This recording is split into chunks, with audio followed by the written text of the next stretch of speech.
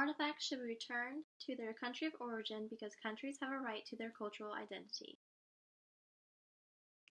An article written by Justine Bryan makes commentary made by Amal Clooney, who gives insight on her debate as to whether or not artifacts should be in museums outside of their country or in the original country that they came from.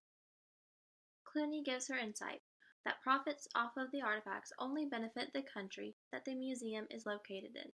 Therefore, this can be ticket sales to get into a museum or to showcase an exhibit. Countries have a right to their own heritage that is a part of their cultural identity. Clooney also gives her insight into ownership of objects is no longer important.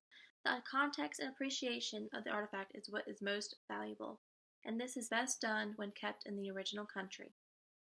Artifacts are given more accurate and passionate descriptions when described by people of the same origin. For example, I am from the United States and can give a much more passionate description of the American flag than somebody who is from another country.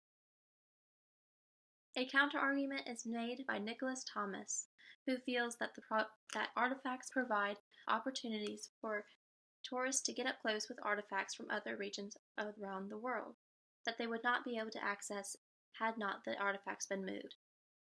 Artifacts also offer insight to diverse cultural heritage. In larger museums, artifacts can reach a broader audience, and these museums sometimes do not happen to be in the original country.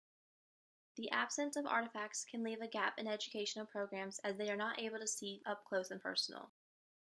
Artifacts should be where they are most culturally and socially beneficial. An example of an artifact that is debated is at the University of the Pennsylvania Museum of Archaeology and Anthropology. This exhibit was known as the Secrets of the Silk Road. The centerpiece attraction were two pairs of Chinese mummies that were around 3,800 years old. These mummies were discovered near the Tarim Basin in China. As the university wanted to display these mummies in the showcase, China requested that none of the artifacts be shown. This would make the college take away the artifacts and only display photos. The university complied and did remove the artifacts. They also just displayed photos as requested, and the museum even offered refunds to anyone who bought tickets ahead of time. This can also serve into the argument in the first slide on how museums profit off the artifacts of other countries.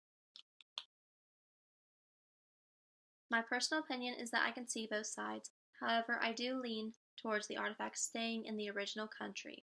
These artifacts definitely give a lot of heritage to the people of the country, and they can also use this as representation of who they are and who they want to be to the around the world. To put this into context, how would Americans feel if pieces of Mount Rushmore or any other Russia's artifact were to be taken overseas and displayed? Here is a list of my references, and please feel free to use them.